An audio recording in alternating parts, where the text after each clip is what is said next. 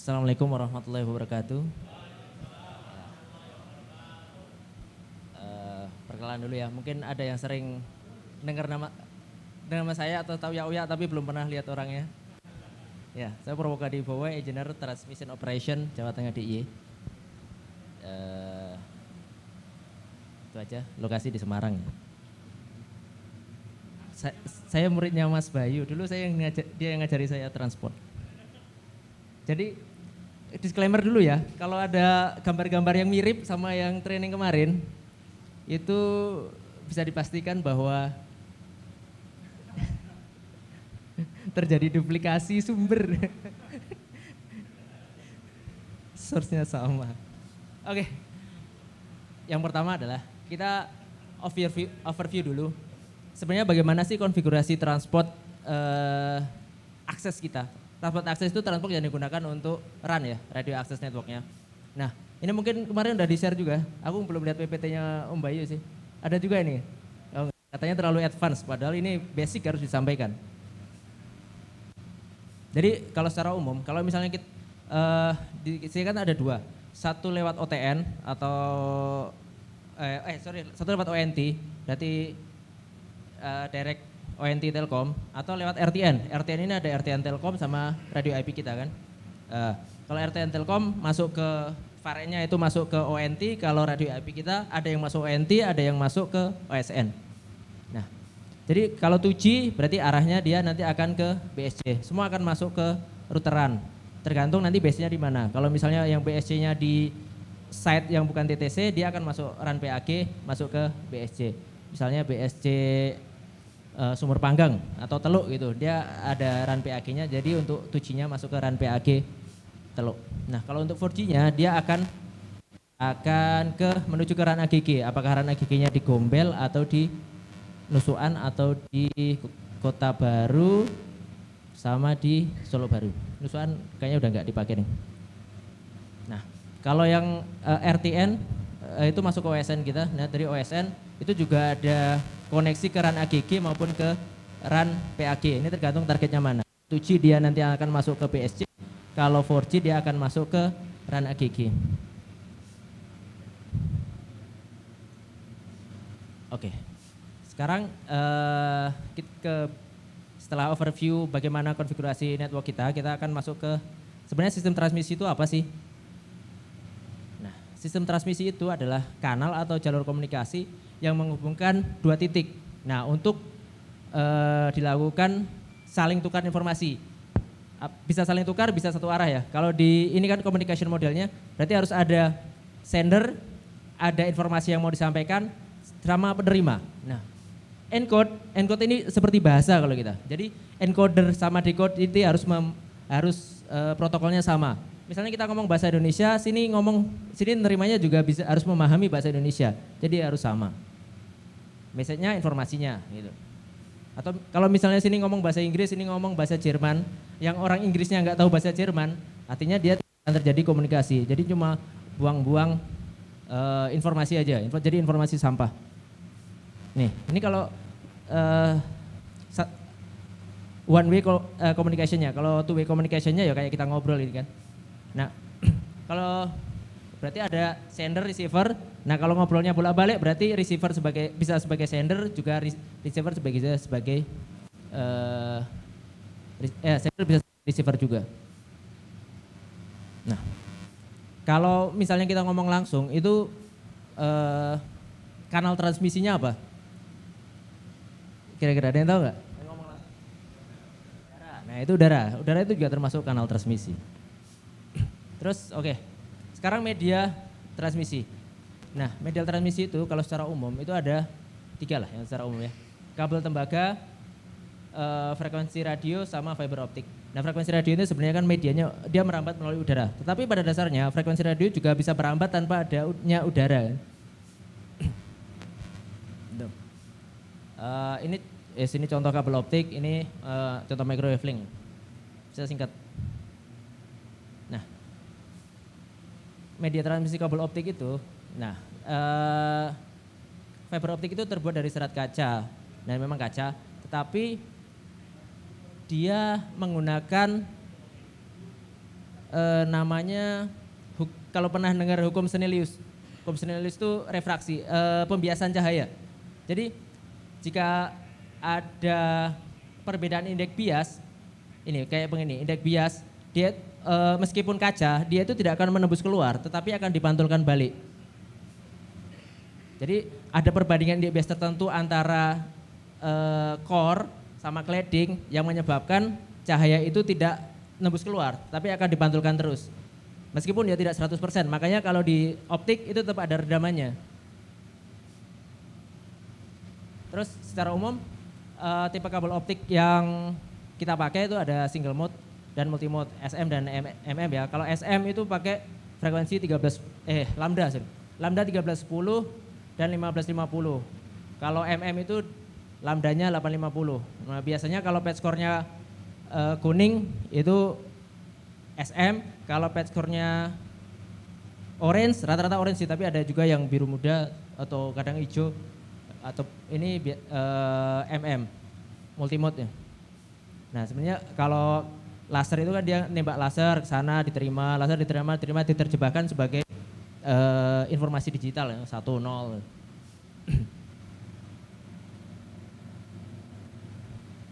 Oke, ini skema sistem transmisi kabel optik kita ya. Jadi kalau di kita kan ada 2 ya, ada OSP, outside line sama inside line. OSP itu adalah kabel optik dan OTB. OTB kabel optik sampai ke OTB lagi itu disebut outside line, OSP. Sedangkan indoor itu ya perangkat-perangkat yang ISP, perangkat-perangkat yang aktif. Jadi kayak OSN berbagai tipe atau RTN itu juga termasuk ISP, perangkat indoor. Nah, secara umum ini kalau di OSN itu ada yang pertama modul power. Modul power ini yang connect ke DC/PDB dan semua modul power di OSN itu bisa dual source. Kan? Modul powernya biasanya namanya PU ya. Tapi bukan anggota PADI. Kemudian jadi dari OSN ini ada lagi modul optik. Nah modul optik ini ada berbagai tipe tergantung jenis OSN-nya. Jadi ada yang itu kalau SDH, ada VU S20, Hanki, ada PEX, itu kalau untuk yang IP native, yang PTN atau OTN. Itu bisa menggunakan ini salah satu dari ini selain S64. Nah, modul klien ini modul yang ke arah bisa ke arah BTS, bisa ke arah router. Jadi yang untuk terminasi servisnya. Jadi misalnya ini modul kliennya adalah EM20 atau EGS4. Nah, kalau di analoginya di RTN itu EM6F. Dia yang bisa terkoneksi ke perangkat-perangkat lain, interface ke perangkat-perangkat lain. Nah, jadi dari OTB masuk ke kabel optik, dia masuk ke OTB lagi, dia masuk di sini di modul optik lagi. Modul optik itu bisa sebagai penerima, bisa sebagai amplifier juga. Nah, jika memang cuma diteruskan, dia juga akan mengamplify untuk diteruskan ke far end-nya.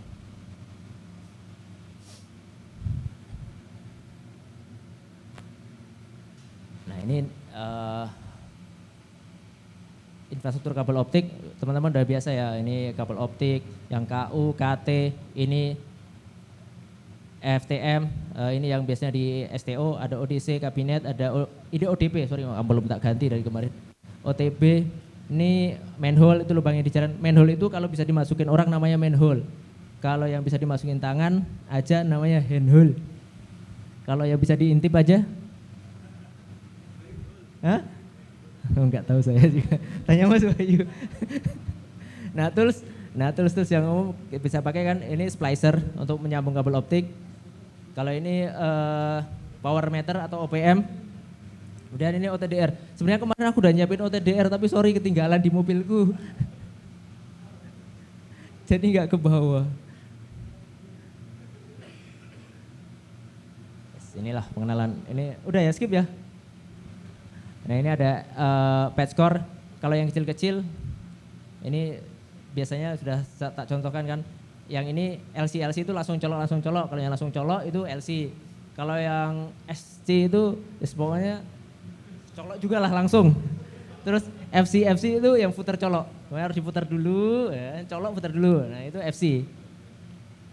Nah kalau SF, terus yang kedua komponennya itu SFP kan, small form factor pluggable ini adalah sebagai transceiver. Transceiver itu sebagai transmit, juga sebagai receiver. Makanya di SFP ini ada TX sama RX. Ada portnya 2 kan. Nah kalau portnya ONT, nah kenapa 1? Nah nanti ada ceritanya di belakang. Terus yang ini perangkat-perangkat yang aktif itu router sama OSN.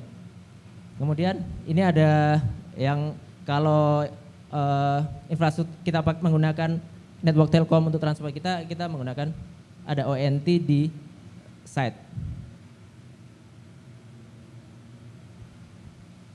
Ini kemarin muncul juga enggak? Oh enggak ya, yes. Nah, aplikasi transmisi link fiber optik ini bisa digunakan sebagai direct connect, misalnya router to router, misalnya routernya colo gitu kan, ya kita jumper aja pakai patch core, ya misalnya gitu. Kemudian bisa menggunakan untuk router to router via transmission link. Jadi ada router connect ke misalnya OSN di Sumur Panggang, nanti nyampe di OSN Gombel baru masuk ke router RAN AGG di Gombel. Nah, dia kalau udah di atas 10 giga dia menggunakan lambda melalui DWDM. Kemudian BTS to router ini untuk ya kayak di depan tadi, ini BTS to router connection. Jadi secara ini untuk dari BTS bagaimana sampai dia ke router service. Router service itu nanti yang terkoneksi ke GGSN ya. Nah, ini udah muncul ya. Nah, SDH. Nah, teknologi yang paling lama di sistem optik ini adalah SDH, Synchronous Data Hierarchy. Jadi datanya disinkronus antara NIR-N sama VAR-nya. Itu ada bit justification ya, JM0 atau JM1 aku lupa. Karena ini teknologinya sudah cukup usang tapi masih kita pakai. Jadi data rate maksimal itu 10 giga atau STM64. Nah, bagian terkecilnya adalah I1. I1 itu 2 Mbps, TX sama RX. Nah, agregat yang paling kecil itu adalah STM64, 155 Mbps. Jadi 10 giga ini adalah 155 kali 64, ya kira-kira 10 giga lebih lah. Terus ini SDH hierarki, jadi kalau STM, misalnya STM itu, STM64 itu ada 1 sampai 64 EU4 namanya. Nah EU4 nanti dibagi lagi, kalau ini agregat, ini kalau ini EU4 nanti dibagi lagi menjadi VC3 menjadi VC2 menjadi VC12. Nah ini yang biasanya di bagian E1. Kita yang dulu kita pakai ini, yang E1 2048 Mbps. 2,048 ya, kalau ini kan 2048, ini 2,048. Dan yang paling umum karena kita mungkin menganut mazhabnya Jepang, jadi kita pakai yang mazhab Eropa, yang diadopsi Jepang kita pakai yang E1. Kalau yang mazhabnya Amerika itu pakai T1 1,4 Mbps. Oke, ini PTN ini sebenarnya pengembangan dari SDH ya, karena pada zaman dulu SDH itu kan setiap link itu sudah fix ya. Misalnya satu STM ya berarti 155, mau dipakai cuma 1 Mbps juga sudah dialokkan 155, mau dipakai 150 juga sudah dialokkan 155 kalau satu STM. Dan itu dianggap tidak fleksibel dan tidak efektif dan efisien untuk digunakan. Nah makanya muncullah teknologi yang semi native IP. Jadi PTN, namanya PTN, Packet Transport Network. Ini muncul sekitar tahun 2012 atau 2012. Nah, dia koneksi antar NE-nya itu bisa 10 gigabit per second. Nah, koneksi komunikasi antar NE misalnya set A ke set B dia udah native IP pakai MPLS. Jadi ada IP di port di port optik di masing-masing NE yang mempunyai VAR-N PTN juga. Nih. Dan untuk PTN ini support di layer 2 aja VLAN. Layer 2. Meskipun secara backhaul-nya, secara koneksi antar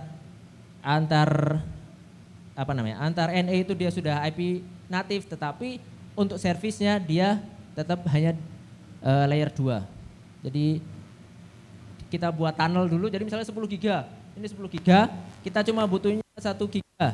Nah, kita buat tunnel 1 giga, terus di situ di portnya mana dideskripsikan, terus nanti kita setting VLAN-nya, butuhnya VLAN apa aja yang mau dilewatkan ke situ. Nah, selain VLAN itu dia akan di drop.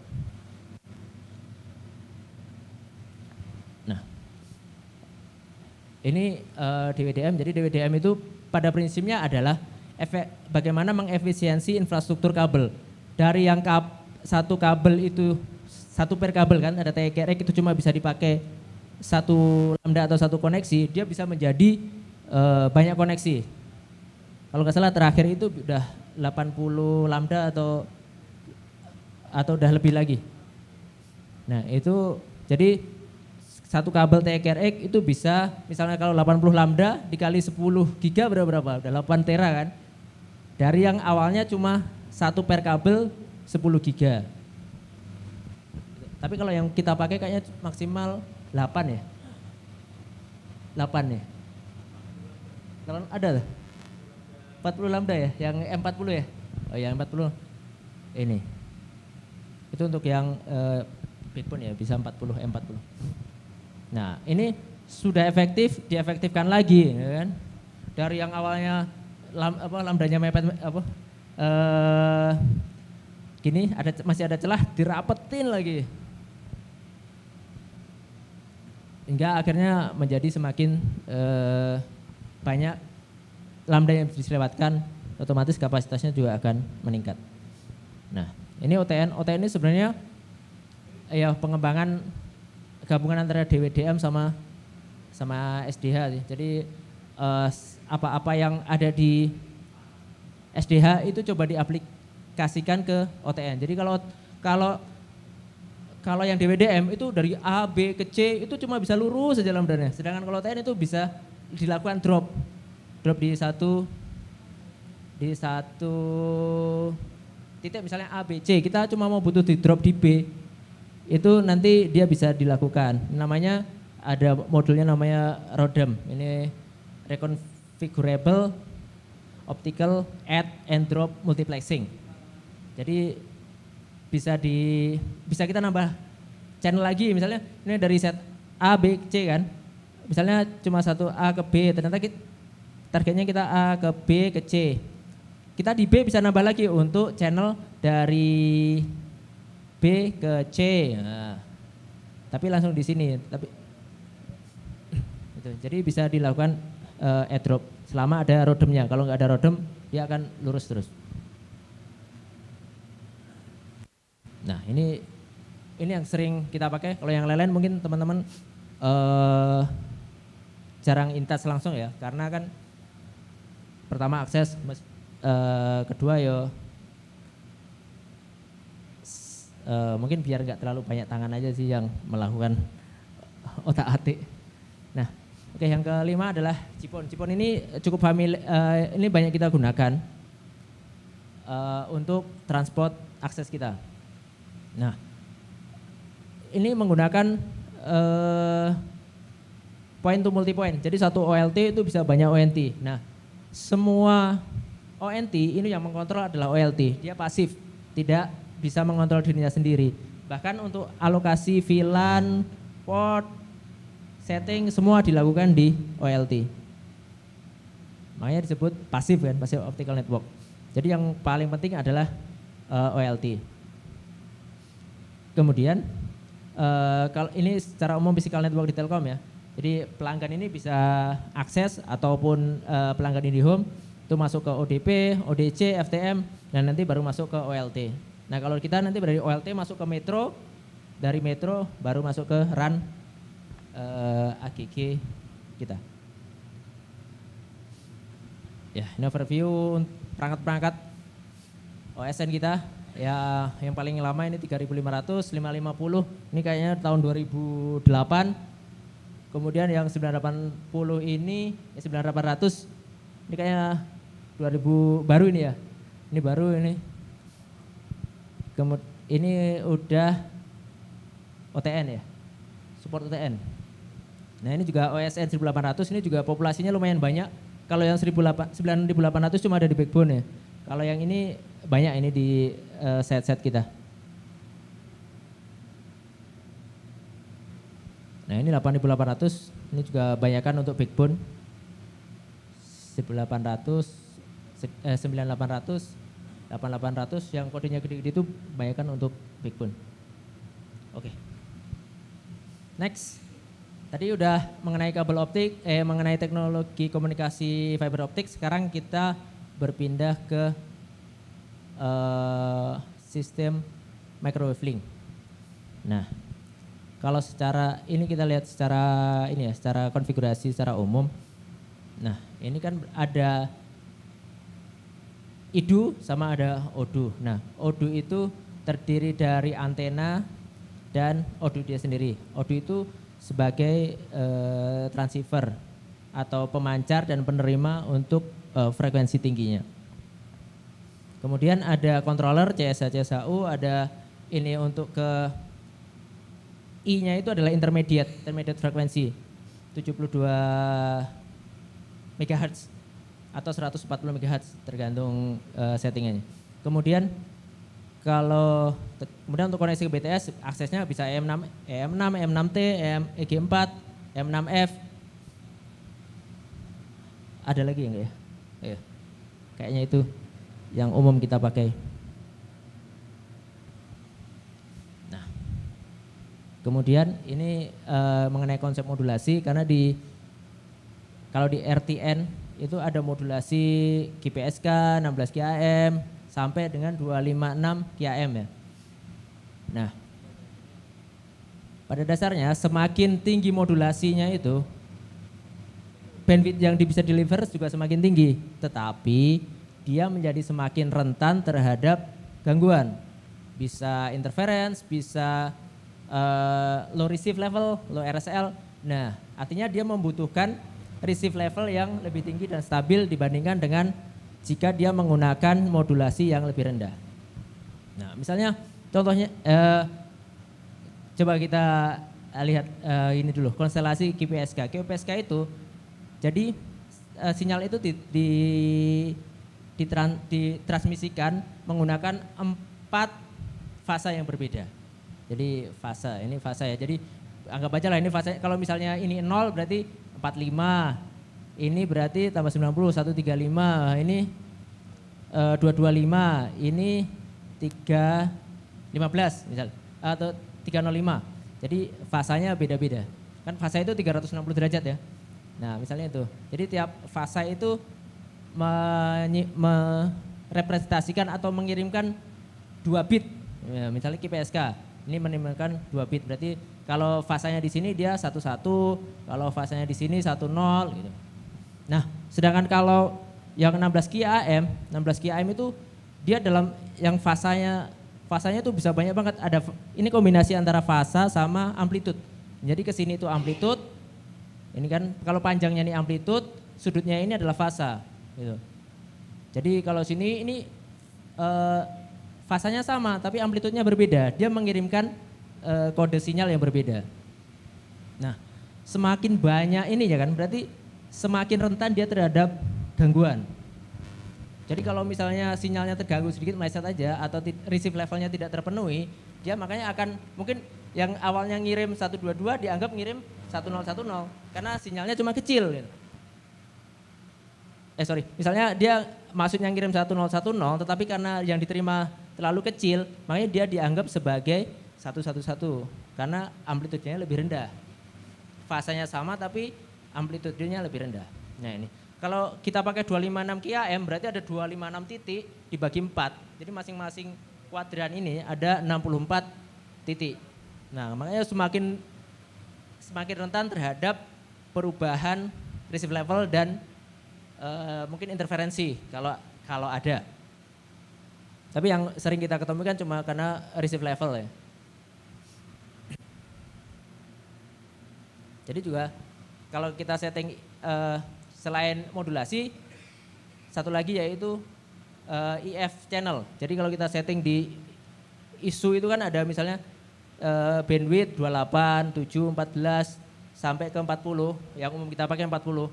Nah itu semakin tinggi bandwidthnya, maka juga akan mendeliver kapasitas yang lebih besar. Misalnya bandwidth 28 MHz dia akan mendeliver 183 Mbps. Kalau misalnya 40 MHz dia akan mendeliver sekitar 250-an Mbps.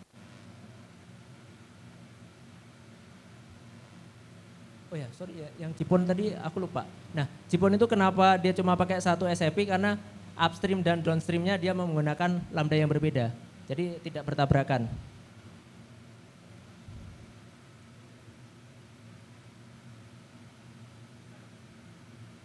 Nah, ini kapasitas link berdasarkan IF itu intermediate frekuensi tadi. Intermediate frekuensinya berapa? Jadi kalau misalnya 7, intermediate frekuensinya 7, dia pilih ini. Dengan modulasi paling besar, dia cuma dapat 43 Mbps. Kalau 14 dengan modulasi paling besar, dia dapat 89. Kalau 28 MHz ini yang sering kita pakai karena secara ISR yang paling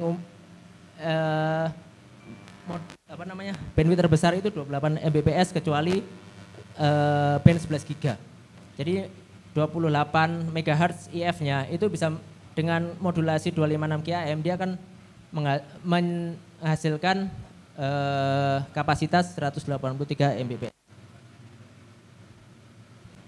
Nah, oke, ini secara umum aja ya modul-modul dari RTN, modul power, fan dan alarm, controller, intermediate frekuensi modul, ya, ISU, IFU, ISM, gitu. Yang paling baru adalah ISV. Kemudian ini EM6T ini untuk ke akses. Oke, ini secara umum kan input power, pencatuh daya untuk ISU baseband frequency modulation. Jadi frekuensi modulasi 28 MHz, 7, 40 itu adanya di ISU IFU. Kemudian ODU itu amplifier. Jadi agar dapat memancar jauh, maka dayanya harus dikuatkan.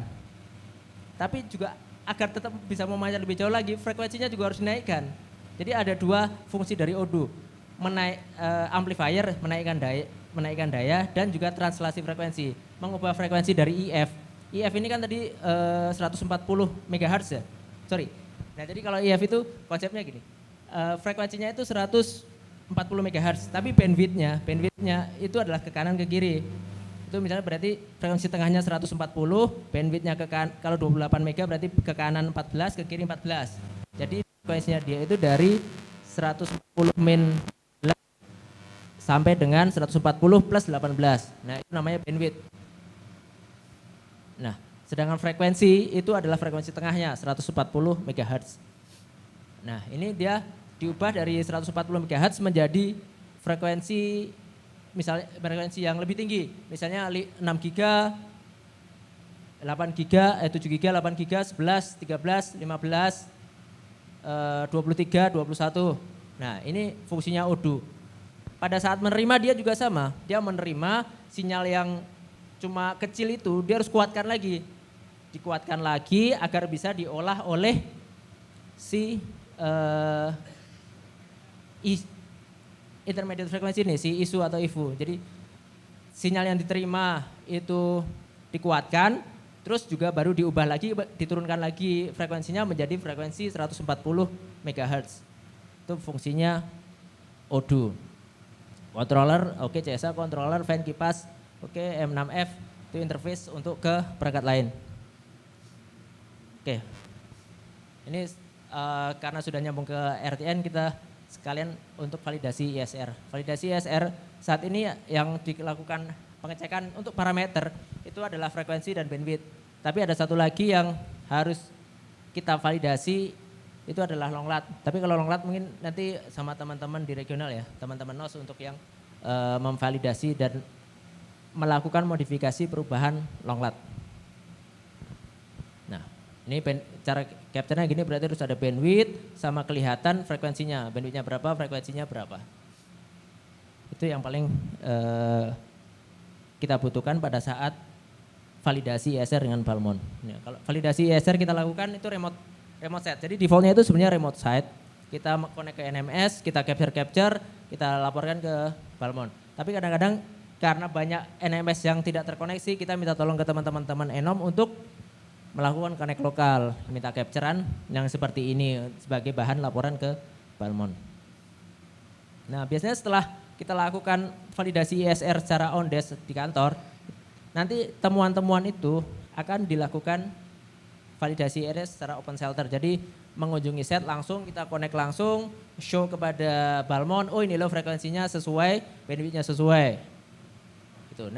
Nah, pada saat open shelter ini kalau memang ada yang tidak sesuai biasanya akan langsung disegel oleh Balmon dan ada berita acara penghentian pemancarannya. Nah, ini kemarin kalau nggak salah di Racing Jating One juga ada validasi ISR. Nanti minta tolong teman-teman NOP Leader untuk juga men-submit atau mengupdate data-data frekuensi ya yang NMS-nya yang RTN-nya tidak termonitor. Kemarin ada sekitar 200-an berapa gitu.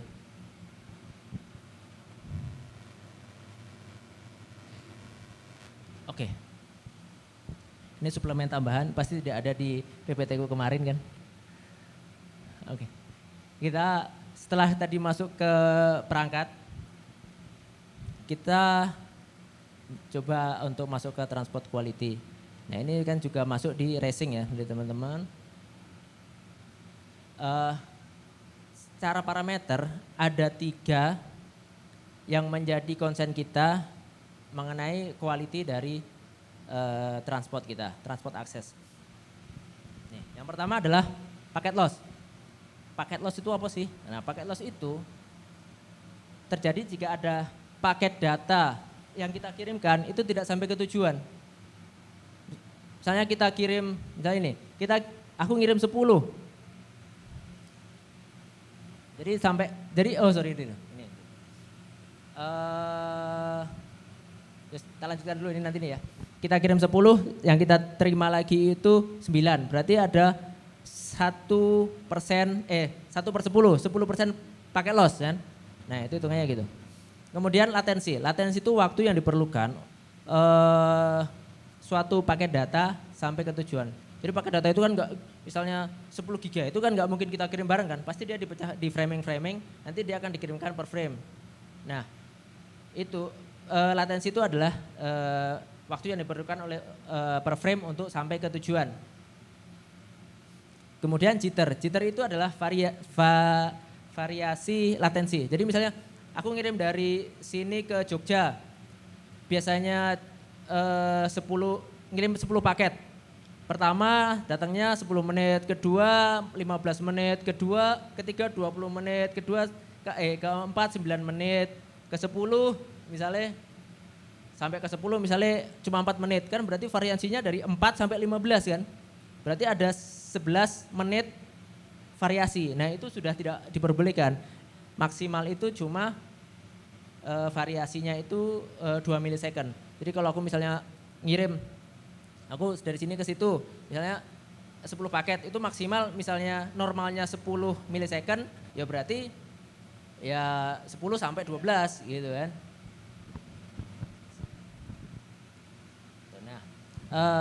Nah metode pengukuran kita itu, jadi kalau di latensi, di quality itu, jadi ada BTS, OMPT, connect ke sini, nanti dia akan sampai ke, jadi ada tuam server. Nah ini IP yang digunakan adalah IP uplane, VLAN uplane. IP uplane nanti ditembakkan ke IP tuam servernya. Nah IP tuam server ini ada di TTC. Kalau kita ada di Gombel sama di Solo Baru. Ada satu lagi di Kota Baru. Tapi itu kemarin sempat dipakai, tapi itu nggak dipakai lagi. Nanti coba kita occupy lagi. Kemudian ini paket loss. Jadi metode pengukuran kita itu, jadi sekarang adalah inode B atau BTS itu sebagai sender. Dia akan mengirimkan paket-paket yang akan diterima oleh tuam server, kemudian akan diteruskan lagi, dibalikkan lagi ke inode B. Gitu. Jadi misalnya kita ngetes paket loss itu dia ngirim 10 sama tuam server, dia cuma diroutingkan lagi untuk dibalikkan ke dia. Jadi balikkan ke dia, misalnya ini awalnya dikirimnya 10, terimanya 9, berarti ada 1/10 paket yang hilang, artinya 10% paket loss. Kemudian latensi itu round trip time ya, round trip delay. Jadi kita ngirim misalnya paket 1 dari sini, ada waktu dari sini ke tuam, terus sama tuam diroutingkan lagi untuk balik ke inode B-nya, itu namanya latensi. Totalnya adalah dari inode B ke tuam server, terus ada pemrosesan di tuam server, terus ditambah dengan waktu dari tuam server sampai ke inode B lagi. Jadi latensi itu totalnya T1, T2, T3. Tetapi yang paling mengkontribusi utama adalah jarak ini antara BTS sampai ke tuam server. Jadi yang paling berkontributor T1 sama T3. Sedangkan T2 itu sangat kecil lah untuk processing time di zaman sekarang. Kemudian jitter. Jitter itu adalah variasi waktu. Jadi waktu yang diperlukan itu berbeda-beda untuk masing-masing paket. Jadi misalnya paket yang orange dikirim gitu kan, ternyata dia membutuhkan waktu misalnya 12 milisecond, sedangkan paket yang hijau ini cuma 8 milisecond. Berarti delay variasinya ada 4 milisecond, ada perbedaan latensi sebanyak 4 milisecond. Itu yang dinamakan sebagai jitter. Tapi jitter itu nilainya absolut ya, dari yang paling besar ke yang kecil. Jadi nilai absolut dari, kalau ini misalnya contohnya dari latensi 1 minus latensi 2. Oke. Nah, kemudian ini quality measurement kita, thresholdnya berapa sih? Nah, untuk paket loss ini thresholdnya untuk sekarang 1%. Berarti dari 1000 paket yang terkirim hanya boleh maksimal berapa? Berapa yang hilang? 10. Nah, 10. Nah, padahal kalau metode pengukurannya sekarang ini adalah yang sebelumnya tuam ascender. Kalau sekarang inode B ascender seperti yang di slide sebelumnya itu sudah aku pakai konfigurasi yang baru yaitu inode B ascender, tuam as reflektor. Jadi tuamnya cuma mengirimkan balik aja. Nah, inode B ascender ini, inode B akan mengirimkan 10 paket per 100 milisecond. Dan masa perhitungannya adalah 1 jam. Jadi setiap 1 jam ada berapa paket yang dikirimkan oleh sender. Setiap 100 milisecond dia mengirimkan 10 paket. Kalau 1 jam dia berapa? Ding dong. Yes, 36.000. Kan 1 jam 3.600 detik. Setiap detik dia ngirimnya berapa? Iya 36.000 benar. Iya 10 kan. 360.000.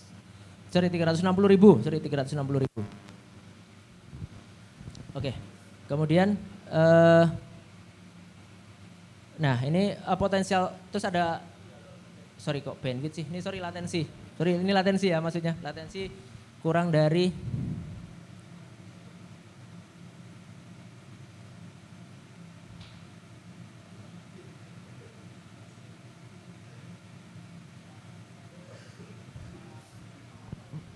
Nah, kalau latensi ini kurang dari 20 milisecond. Jitternya kurang dari 2 milisecond. Ini sangat kecil ya, split second lah. Kemudian apa sih potensial root cause-nya yang biasa terjadi di secara praktis yang biasa kita kerjakan? Potensial root cause-nya yang pertama adalah capacity. Jadi kapasitas yang tersedia, kapasitas transportnya itu tidak mencukupi. Misalnya harusnya dia akan dikasih bandwidth 200 mega kebutuhannya, tetapi linknya cuma 100 mega, dia akan tercekek. Nah, di situ ada potensi paket loss. Makanya kalau ada paket loss, pertama kita cek utilisasi bandwidthnya dulu, aman nggak, congest nggak. Kemudian yang kedua quality transmisi. Quality transmisi bisa kalau radio IP bisa flicker, atau bisa perangkatnya kepanasan, atau misalnya di portnya itu ada CRC error, itu bisa juga. Karena modulnya udah degraded, dia mengeluarkan CRC error. Ini kalau misalnya RSL-nya kecil, dia jadi juga kualitinya jelek. Nah, kemudian yang ketiga, mumpung nggak ada orang power ya, diam-diam aja. Power availability. Jadi kan aku sering minta tolong untuk cek power ya. Jadi kalau ada ONT yang lock alarmnya adalah dying gasp, itu minta tolong cek powernya. Karena kalau dia flicker dalam waktu yang singkat kurang dari 100 milisecond, dia flicker kurang dari 100 milisecond udah up lagi. Jadi session pengukurannya dia itu masih up, tapi yang terkirim tidak balik lagi gitu. Gitu. Jadi hilang di tengah jalan gitu. Karena ada durasi sessionnya. Nah, ini kenapa sering minta untuk pengecekan power. Jadi ini secara umum 3 ini yang paling sering terjadi. Nah, capacity ini bisa memang di linknya, bisa di port ininya yang harusnya kabelan 1 giga tapi di force jadi 100 mega. Itu juga bisa terjadi menjadi PL. Nah, ini tadi terus counternya apa sih? Counternya sekarang kalau dulu kan di NC server itu di Tuam servernya. Sekarang point of view-nya adalah dari inode B. Jadi di My itu kalau paket loss itu menggunakan BTF Tuam sender TX paket sama sender RX paket. Jadi tapi nggak langsung dapat nilai paket lossnya, harus dilakukan kalkulasi lagi. Sender TX dikurangi sender RX dibagi sender TX. Ya. Jadi kita nggak bisa langsung dapat nilainya, jadi harus dilakukan kalkulasi tambahan. Nah kalau latensi ini BTS Tuam RTT min ini sudah umum kita pakai. Ini juga backward jitter ini sudah ada langsung pengukurannya. Nanti bisa dicoba di My ada semuanya. Nah terus mengenai metode pengukuran paket loss. Jadi kalau dalam sehari itu ada 3 kali melewati 1%, dia itu sebagai hari paket loss. Nah, itu kan hari paket loss. Jadi dihitung 1, misalnya ini kan lebih dari 1% lagi kan, lebih dari 3 kali. Dalam sehari dia akan dihitung sebagai hari paket loss lagi. Ini sama, dia akan dihitung sebagai hari paket loss, hari paket loss, hari paket loss. Jadi hari paket lossnya ada berapa dalam seminggu? Ada 5. Nah, kita masukkan di sini. Paket loss konsekutif jika TM itu hari paket loss. Hari paket lossnya lebih dari 3. Misalnya ini 5, ini udah masuk paket loss konsekutif dalam minggu itu. Kemudian TN7 itu hari flicker. Jadi hari flicker itu kalau dia melewati 1% tetapi dalam sehari tidak lebih dari 3 kali. Jadi misalnya cuma setiap hari tapi satu kali terus, tapi selama 7 hari berturut-turut itu tetap dihitung sebagai konsekutif. Kalau spike berarti kalau hari paket lossnya maksimal 3 hari dalam seminggu. Kalau spike-nya kurang dari 7, maksimal 6, harinya dia juga akan dianggap sebagai spike. Clear itu kalau semuanya 000, dia baru dihitung clear. Baik TN, hari paket loss maupun hari spike itu disebut sebagai clear. Nah di MML comment ini ada, kalau kita mau cek konfigurasinya ada DSP Tuam sender sama DSP Tuam client. Nah ini kalau di MML commentnya ya, ini misalnya ini SMG01, ini di DSP Tuam sender itu hasilnya kayak gini. Nah ini peer IP address ini adalah IP dari Tuam servernya. Ini juga sama, Tuam client peer IP address-nya adalah dari Tuam client. Ini sama ini harus sama. Kalau nggak sama dia session-nya dia akan down. Ini juga down.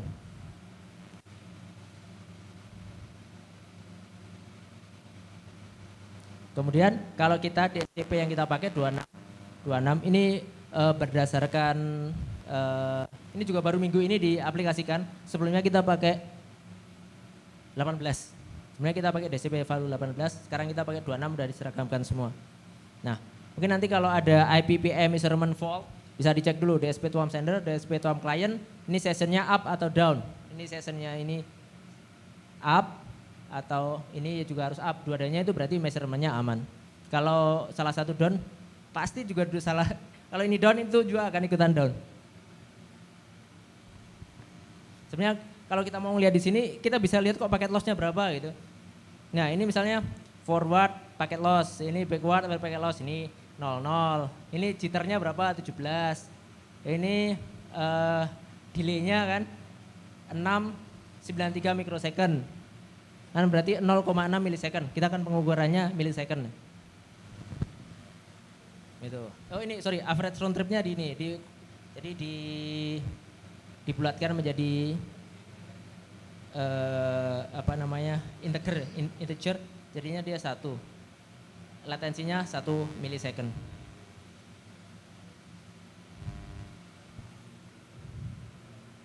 Oke, nah ini mungkin dashboard monitoring kita ya.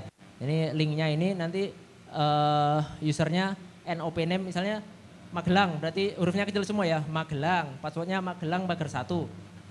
Nah ini nanti login di sini, terus ini daily ini adalah set yang berpotensi menjadi paket loss di minggu ini. Jadi ini aku ngitungnya per 3 hari ya. Jadi ini ada average day, average status. Nah ini average D1, D2, D3, state D1, D2, D3 ini maksudnya average paket loss. Kalau D1 itu berarti 3 hari sebelumnya. Kalau D2 itu 2 hari sebelumnya, D3 itu 1 hari sebelumnya. Ini dibalik biar auto mikir pas delok. Terus ada statnya kan, kalau stat itu status D. Stat hari pertama apakah PL, clear, atau spike. Nah ini di sini. Dan nanti ada final statusnya. Final statusnya itu konsekutif atau spike. Ada di sebelah kanan, tapi enggak kelihatan nih. Kenapa? Ya besok tak isinya sama ini. Ya kalau nggak kosong ya jangan bilang alumni transport ya. Nah ini ya, nanti mungkin kalau pakai usernya teman-teman NOP ini akan bisa kita lihat. Nah kalau dari teman-teman NOP ini ada weekly achievement-nya ya. Misalnya weekly achievement-nya masing-masing berapa, ini paket loss-nya masing-masing, ini paling banyak Semarang nih 4, Mas Denny. 1 ini siapa nih? 1 Surakarta, kan? Berarti ada 5. Ini ya weekly ya. Kalau yang daily tadi kita antisipasi jangan sampai masuk ke weekly. Kalau yang weekly ini yang sudah direkon sama teman-teman kantor pusat. Ini dihitung teman-teman kantor pusat. Kalau PL weekly itu kita mengantisipasi jangan sampai masuk ke sini. Nah, kalau di userku ini bisa sampai kelihatan rankingnya masing-masing ini ya. Masing-masing achievement masing-masing NOP. Nanti mungkin aku minta Mas Tora untuk nambahin biar rankingnya juga kelihatan ya. Makin seru. Nah, terus kalau kita mau lihat set performance ya, mungkin linknya nanti ini. Tapi kalau teman-teman login dulu ya ke usernya masing-masing ya. Nah, ini transport profilnya. Ini misalnya summary-nya transport last mile-nya apa? Radio IPT cell, bandwidth-nya berapa? 366, itu kan berarti 2/0. Terus masuk misalnya masuk ke hub-nya mana? Ini hub-nya Metro, berarti ini Cascade sama ONT. Gitu kan? Karena dia udah masuk ke routernya Metro. Kemudian weekly, status weekly-nya spike. Status hari ini clear, berarti sudah oke. Kita mungkin ya udah bisa kita skip dulu untuk dilakukan pengecekan. Kemudian latensinya berapa? 5. Ini kan bisa lihat di sini. Oh ini latensinya yang diukur oleh Haki ya, bukan di sini ya. Kemudian max traffic-nya berapa? Ini bisa lihat di sini kan. Ini traffic transportnya. Max traffic-nya ini 161. Jadi aku modelnya kalau yang spek-spek kayak gini nggak tak hitung. Karena itu anggap anomali lah. Jadi yang secara umum dia yang tanpa anomali, tanpa spek dia 160. Yang efektifnya 161. Kemudian paket loss ini kelihatan, ini misalnya ini spike, misalnya kayak tadi, ini kan spike. Ini dihitungnya untuk weekly dia sebagai spike karena cuma 2 kali. Terus ini latensinya juga kelihatan ya, latensi berapa milisecond, kemudian jitternya juga nampak berapa milisecond.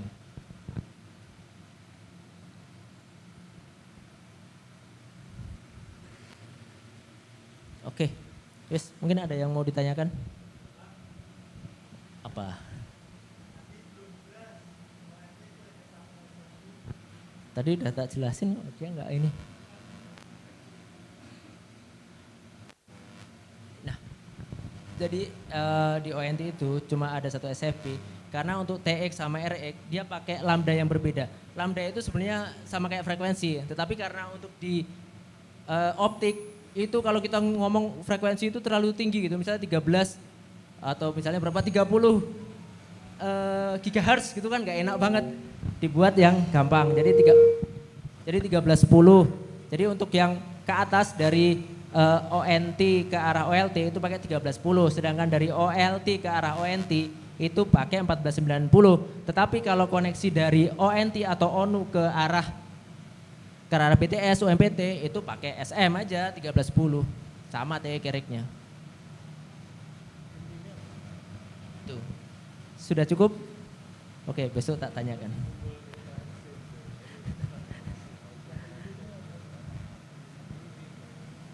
Mungkin kalau ada yang lain lagi.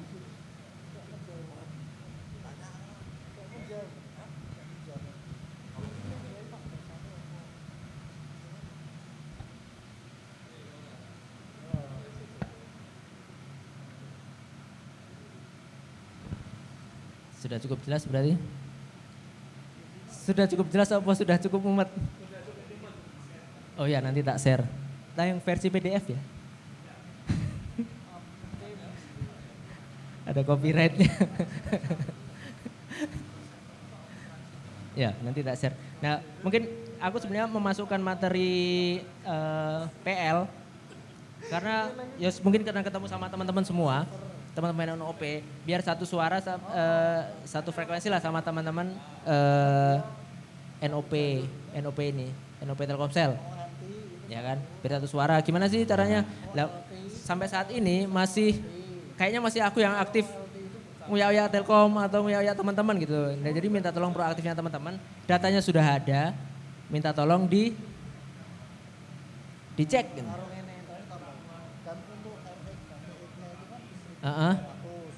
Beda ya. Ya nanti bilangnya. Makanya di grup Sinop Quality aja. Kalau nggak jawab nanti aku yang nyolek. Nanti bilang aja siapa yang belum diundang, nanti Japri aku aja yang belum diundang ke Trubek. Dulu Trubek namanya, sekarang jadi Sinop Quality. Tapi yang orang-orang lama nanti mau tak kikin. Soalnya suka ini curi-curi data, jadi datanya sampai kemana-mana. Gitu. Atau mungkin, nanti kalau ada sumur di ladang, bentar. Kita coba ini dulu ya. Yang pakai user code dulu ya untuk transport monitoring.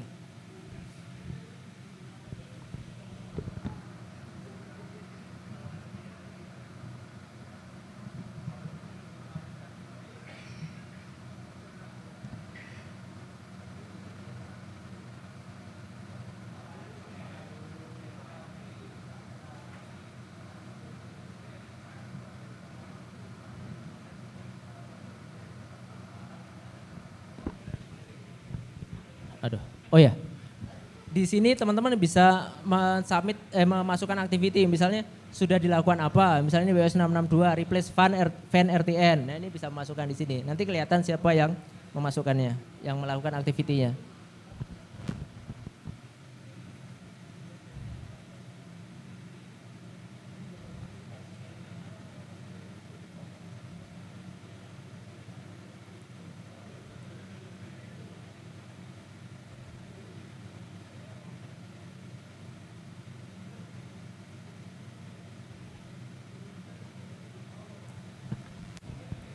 Misalnya ini yang Semarang nanti coba kita CPA 755. Yes, 2 menit lagi lah.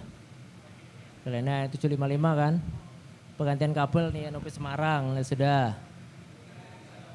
Nah, monitoring. Tapi ternyata dia masih konsekutif. Nah, dia lebih besar daripada 1%. Nah, ini kan hariannya. Nah, jitternya masih seperti ombak dari Jepara ke Karimun. Nah, ini PL Daily, nah sekarang sudah ada. Nanti coba teman-teman coba pakai usernya masing-masing ya. Terus kalau yang weekly per NOP ini yang dari Haki. Kenapa? Bisa semua kan? Sudah. Kecuali ini ya, ini memang khusus buat admin.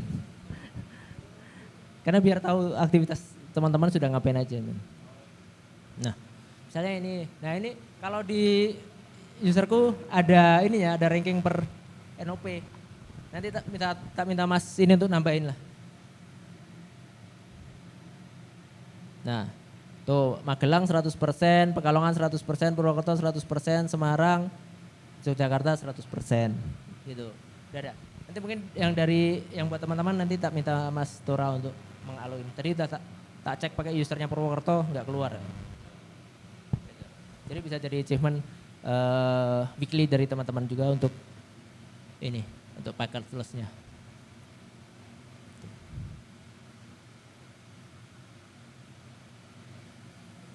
Nah, ini activity nih, siapa? Replace ONT BTA, wah NOP Semarang rajin. Nah, paling rajin NOP Semarang nih. Atau jangan-jangan Arif masukinnya pakai user Semarang ya? Oh, dirimu tuh? Oh ya wes. Oke. Ini cocok nih kan. Dari kita tahu apa yang sudah pernah dikerjakan. Kalau ini pasti nih yang sudah kan nulis Butreksin nih. Iya. Ya ini jadi kan kelihatan. Jadi aktiviti teman-teman apa yang udah kerjakan kita tahu. Karena dulu kita apa ya? Oh gitu udah pernah dia lakukan apa ya? Nah melakukan apa itu selalu harus nyari-nyari di grup Telegram. Itu nggak tercatat lah. Jadinya kita harus selalu mengulang-ulang pekerjaan yang sama-sama terus. Tuh misalnya temannya Om Bay nih. Ini ada set yang LDR nih. Long distance relationship kan 30 kiloan ya. Ini nggak bisa ngapa-ngapain sama. Aku cuma bisa nyundul untuk dilakukan mini OLT. Tapi ya belum, ya itu masalah pembelian di sisi Telkom lah pengadaan, aku tidak tahu. Tapi yang kita tahu kan targetnya harus segini, ya minta tolong disupport. Jadi kalau teman-teman misalnya colek ke Telkom, nggak ada, atau misalnya nanti ikut di grup aja, aku yang nyundul, atau teman-teman, aku yang follow up harian itu nyundul atau Mas Brian nyundul, nanti yang follow up langsung ke actionnya nanti langsung dari teman-teman masing-masing pemilik tanggung jawab set pemilik teritori itu. Ya, ada yang tidak perlu ditanyakan?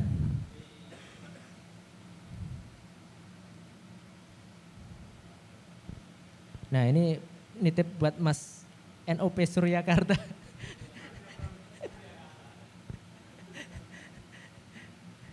Sama Mas Denny Semarang, S-nya Semarangan. Hah?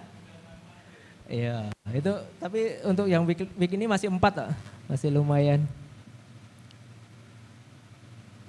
Sorry untuk yang minggu ini lumayan. Iya. Nah, wah sorry banyak web kemana-mana, dah. Yes, itu aja. Ada yang mau ditanya lagi nggak? Om Irfan besok tak tanyain.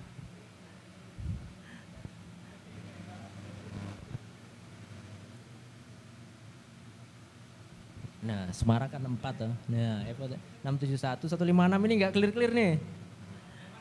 Kita Semarang.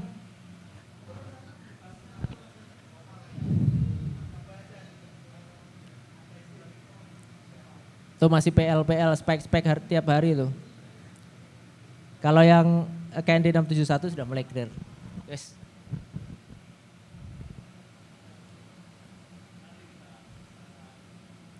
Oke. Ini ya. Sudah ya, nggak ada pertanyaan? Nah ini yang sisi operasional, ini tambahan aja karena band waktunya cukup. Nanti kalau untuk latihan connect itu sebentar lah, udah ahli semua. Terus nanti untuk pengenalan langsung WSN nanti kan ke Tifon Tech juga kan. Yes, nanti langsung onset ya. Hah nggak lengkap, ada 3.500 doang ya? Di sini. Nanti dirimu yang menjelaskan ya. Kan orang asli sini. Yes, itu aja. Mungkin sambil tur ke bawah ya nanti. Tapi ininya ada nggak ya? Bisa pinjam ya? Gimana? Coba turun lantai 2 aja nanti ke ini untuk ya lihat-lihat aja. Kira-kira 550 yang nggak ada. Itu jarang, 550 itu di set-set kecil kayak Rungkang Kersana. Cilacap sama Brebes ada. Yowis, oke. Kalau RTN nanti sama Mas Bren lah udah. Sebenarnya ada materinya juga tapi SOS lah langsung aja.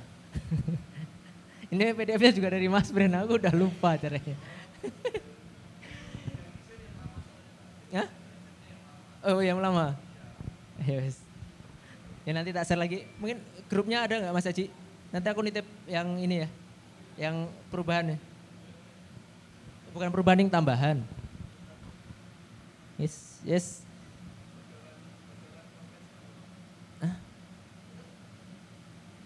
Tesnya kapan? Besok ya? Besok. Berarti nanti malam baru tak buat, jadi nggak ada bocorannya. Iya nanti tak tambahi. Tenang, aman-aman.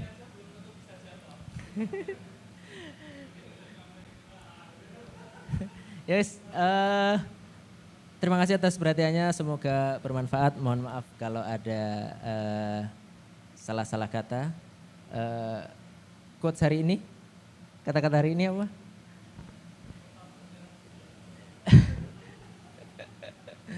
Kalau ada subur di ladang, ya ladangnya siapa dulu, kalau ladangnya orang ya kita digebuki. Ya wes, sekian, terima kasih. Assalamualaikum warahmatullahi wabarakatuh. Lanjut ke Mas Bren.